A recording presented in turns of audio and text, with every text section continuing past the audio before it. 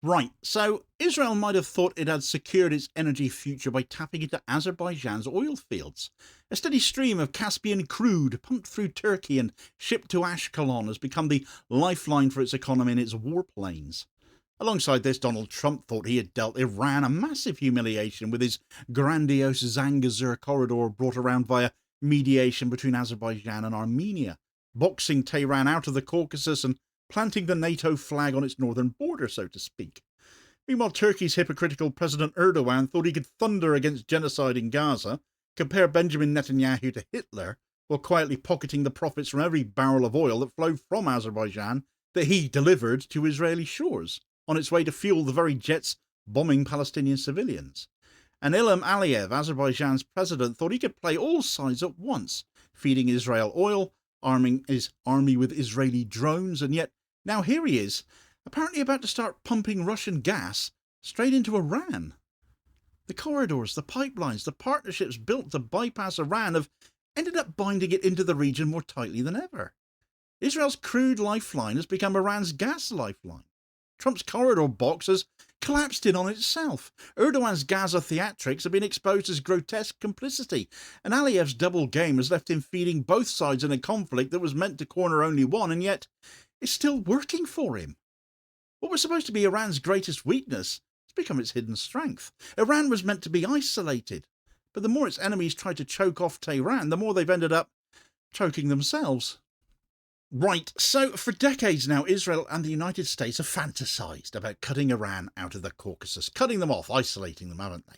Pipelines were built to bypass it, alliances stitched together to surround it, and corridors proposed to sever it from Armenia. Isolating Iran, sanctioning them into the ground, attempting to cut off trade, strangle their economy. That was all the name of the game, wasn't it? The boldest of these in recent weeks, of course, has been Donald Trump's revival of the Zangezur corridor, marketed as a masterstroke of regional integration, but in reality, it was a blatant ploy to put a NATO-backed land bridge on Iran's northern border. Trump bragged that Iran was boxed in now, and I did a video the other day implying that it wasn't quite true. Deals with Armenia and Pakistan by Iran, ensuring that at least in part.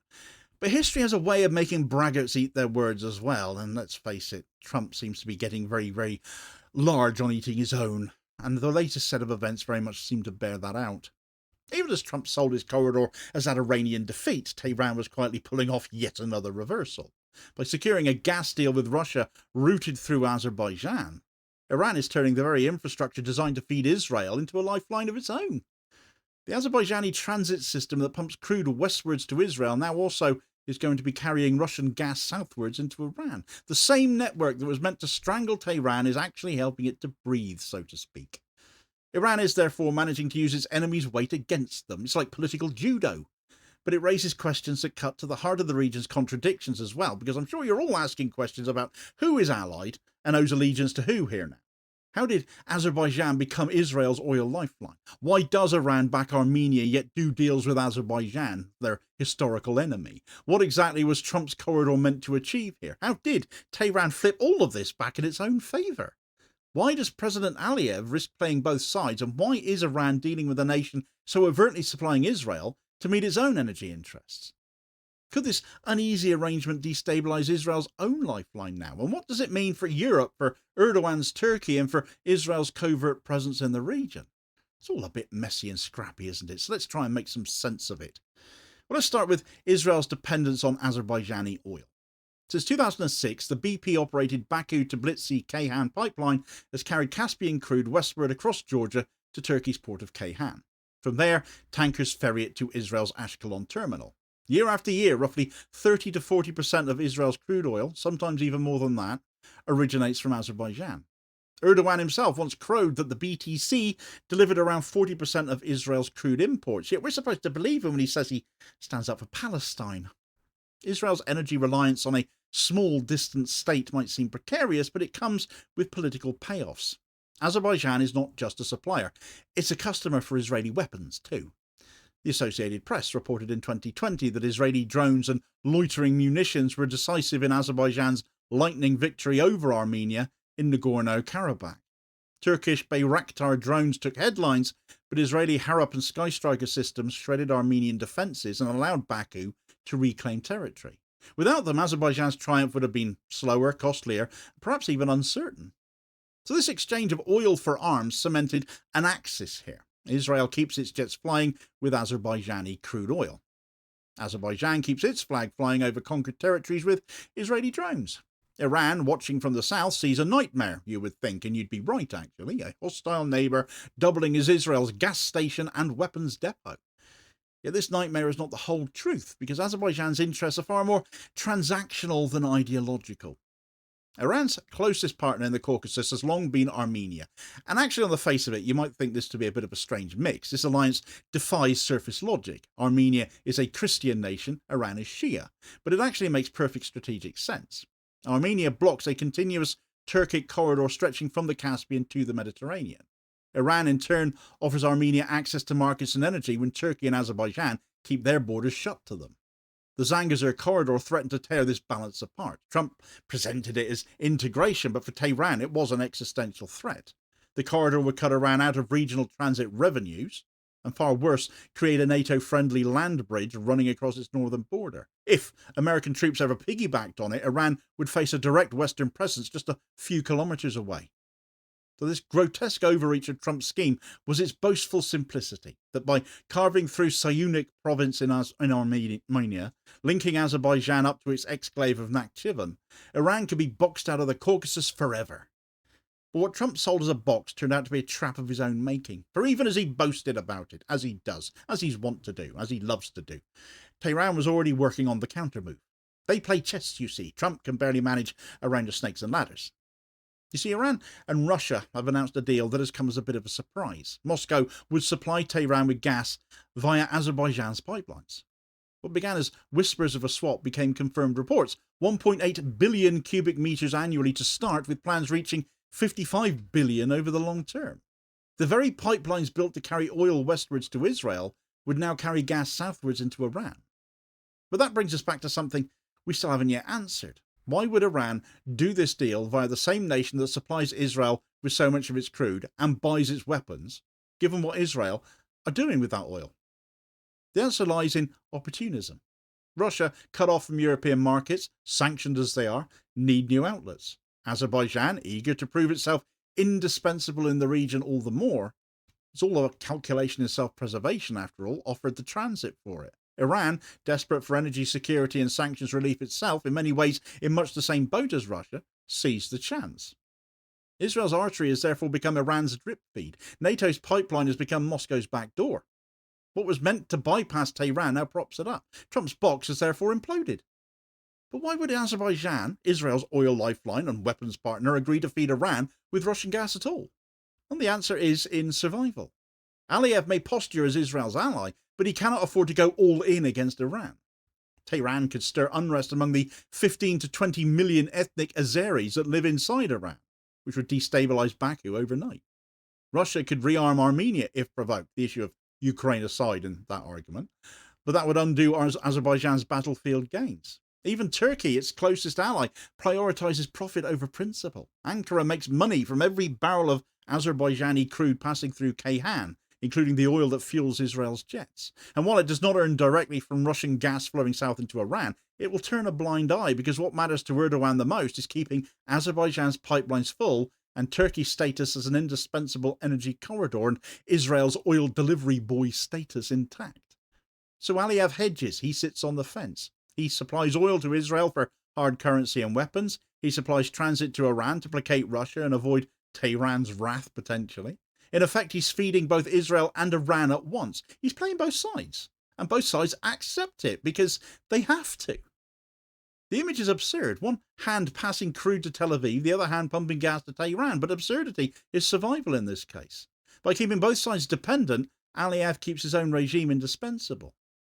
But his double game is not just geopolitics, it is regime survival. The Aliyev dynasty has ruled Azerbaijan for decades by presenting itself as both modernising and nationalist. Victory over Armenia in 2020 and 2023 bolstered Aliyev's legitimacy, but it also raised expectations on him. To maintain his grip, he needs to deliver the economic growth, the weapons superiority and regional relevance promised. Cutting off Israel would mean losing the advanced drones and missile systems to keep Azerbaijan ahead of Armenia. Cutting off Iran would mean risking retaliation, unrest amongst the Azeris across the border, and of course Russian displeasure. Neither option is viable domestically. Thus, balancing foreign powers is not a luxury here, it's a necessity for Aliyev's authoritarian system. His double dealing is the oxygen of his rule. But if Aliyev is a juggler, Erdogan is a hypocrite. He thunders against Israel, calling its war in Gaza a genocide, comparing Netanyahu to Hitler, painting himself as Palestine's champion, and yet the very pipeline that sustains Israel's jets runs through Turkey. The BTC crosses Turkish soil to Ceyhan, where tankers depart for Ashkelon. Erdogan has even boasted of this achievement, hailing BTC as a triumph of Turkish-Azerbaijani partnership, but it's actually Israel that reaps the main reward here. That hypocrisy is sick. It's grotesque. This is a man who styles himself as the voice of Gaza, but who actually profits from the oil that fuels the very warplanes bombing Gaza's ruins. His own ports profit from every barrel shipped. For Iran, however, this hypocrisy is also useful. So long as Erdogan keeps the BTC open, and he must for Turkey's profits from every barrel, Tehran is covered to run its gas swaps through the same infrastructure. Erdogan's theatrics shield that quiet reality, that Turkey is both Israel's supplier, but is also Iran's enabler in a roundabout kind of way. Erdogan's duplicity is partly explained by domestic politics too. Within Turkey, the electorate is overwhelmingly pro-Palestinian, again, as is the case with most nations, despite what the governments might do. So Erdogan's Islamist base expects fiery denunciations of Israel, and he absolutely delivers on that. His nationalist supporters expect Turkey to stand tall against Western double standards, but Turkey's economy relies on being an energy hub, collecting those transit fees from every barrel and cubic metre that crosses its territory. Erdogan cannot afford to sacrifice Turkey's central role in the pipeline game, and he wants to expand upon that even more. But for those of us aware of this, is why so many of us have such a dim view of Erdogan himself. Thus his anti-Israel rhetoric functions as a pressure valve, even if, frankly, few of us believe he means a word of it.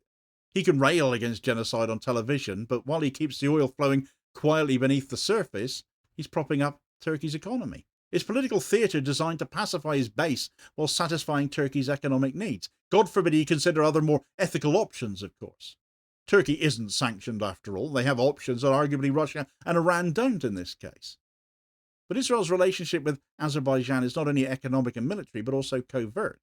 Multiple reports suggest that Israeli intelligence has used Azerbaijani territory to monitor and possibly even stage operations against Iran, something Iran must be aware of via these gas supply lines, I would imagine. From assassinations of nuclear scientists to cyber intrusions, Mossad benefits from having a partner perched on Iran's northern border as well. Baku tolerates this presence for the same reason it tolerates gas swaps with Iran, the same reason it tolerates anything in this situation. It wants to be indispensable. It's all about Aliyev's survival. Hosting Mossad provides access to Israeli intelligence and, again, weaponry. At the same time, allowing Russian gas to flow to Iran via its pipelines prevents Tehran from retaliating too hard. This deal is very valuable to them. Aliyev calculates that as long as he plays both sides, neither is going to move to unseat him. But it's a dangerous gamble, and one that could backfire spectacularly if either Israel or Iran decides to double game has gone too far. He's got to maintain a balance here. Europe enters this story as the unintended victim, actually. Brussels has poured billions into pipelines like BTC and the Southern Gas Corridor to reduce dependence on Russian energy, all over the Russia-Ukraine issue. Azerbaijan is celebrated in Europe as a clean alternative to Gazprom, therefore. But if those same pipelines are now being used to channel Russian gas into Iran, the entire premise of the diversification completely collapses.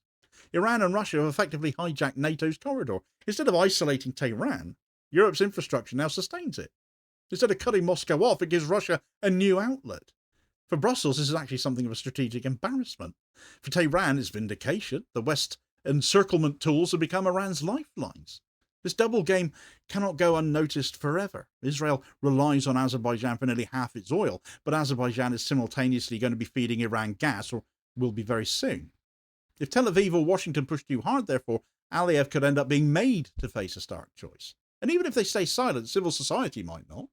In 2024, victims of Israel's war on Gaza launched legal action against BP, arguing that oil supplied through the BTC made that company complicit in war crimes. The case highlighted that at least 28% of Israel's crude came via that pipeline. If BP can be targeted, then, in theory, so can Baku. Here lies Tehran's quiet victory, therefore. Iran does not need to bomb the pipeline or sever Israel's artery. It only needs to make it fragile, morally indefensible, and politically costly. With every lawsuit, every expose, every revelation that Azerbaijan is also transiting Russian gas to Iran, Israel's lifeline looks less like security and more like a liability. Iran's strategy here is consistent with its history. For decades under sanctions, as it has survived not by open confrontation, but by exploiting contradictions. In the 1980s, it played the United States and Israel off against Iraq. In the 2000s, it used Turkey's trade routes to bypass sanctions even as Ankara postured as a NATO member. Today, it uses Azerbaijan's pipelines to sustain itself, even as Baku fuels Israel. Political martial arts, never meeting force with force, but redirecting it. Iran turns sanctions into opportunities, encirclement into entanglement, lifelines into leverage. Its enemies find themselves trapped not by Iran's strength, but by their own contradictions. But again, such a balance cannot last forever. If Washington or Tel Aviv decide to force Azerbaijan to choose, the consequences will be destabilizing. If Baku cuts Iran off, Tehran could retaliate by stirring unrest amongst Azeris in northern Iran or backing Armenian revanchism. If Baku cuts Israel off, it risks losing Israeli weapons and American favour, undermining its military edge. Either choice would destabilise Aliyev's regime, which is the last thing he wants. Alternatively, civil society pressure could escalate. If more lawsuits target Western firms supplying Israel via the BTC, or political pressure may mount on Baku, then Erdogan's duplicity may also face limits. If Turkish voters demand action to match his words, Ankara could be forced into awkward decisions about its pipelines. In all scenarios, Iran benefits from the instability. The more fragile Israel's lifeline becomes, the stronger Tehran looks by comparison. Trump's corridor was meant to cut Iran out. Instead, it forced Tehran to embed itself deeper, and they have. Azerbaijan was meant to be Israel's unshakable partner. Instead, it feeds both Tel Aviv and Tehran now. Erdogan was meant to be Gaza's loudest defender. Instead, he bankrolls Israel's oil lifeline. In every case, encirclement has backfired. The box has imploded. The trap has sprung on its own architects, and Iran is still standing. Iran's strategy is not one of overwhelming strength, but of resilience and exploitation. It thrives on hypocrisy. It turns enemies' contradictions into its lifelines. It drinks from Israel's straw, if you like, uses NATO's corridor, watches as its adversaries entangle themselves. Iran was the one that was supposed to be cornered here. Instead, it's made itself indispensable. Azerbaijan supplies Israel's oil, but it also sustains Iran's gas. Erdogan shouts about genocide, but his pipelines keep Israel's warplanes in the air. Trump boasted of a corridor to box Tehran in and lock them down, but Tehran climbed inside the box and ran off with the keys. This is the paradox the West and Israel cannot admit to. Every attempt to isolate Iran ends up binding it tighter into the region. Israel's lifeline has become Iran's survival line. Erdogan's hypocrisy has become Tehran's shield. Trump's corridor has become Washington's own trap. Far from being crushed, Iran has turned encirclement into leverage. The more its enemies try to cut it out, the more they end up cutting themselves in. Iran is their unwanted winner of the Caucasus energy game. And unless its adversaries accept that reality, they will keep finding their lifelines imploding in their own hands. And of course, for as much as this is economic warfare, you might say, the more overt military kind is still being spread by Israel, of course, with rhetoric being made against Iran, but also their allies, the Houthis in Yemen, as Israeli Defense Minister Israel Katz has gone all biblical on them and threatened Yemen with a plague of the firstborn, which unfortunately for him is being seen as an overt threat against children. And given how many have died in Gaza, the population of the Strip being half composed of children, literally, it just lends credence to that line of thinking, and that Israel actually don't care about the deaths of civilians, no matter how young or old they might be. Are the Houthis scared of this, though? Not a bit of it. Get all the details of that retaliation in this video recommendation here as your suggested next watch. Please do also hit like, share and subscribe if you haven't done so already, so as to ensure you don't miss out on all new daily content, as well as spreading the word and helping support the channel at the same time, which is very much appreciated, holding power to account for ordinary working class people. I'll hopefully catch you on the next vid. Cheers, folks.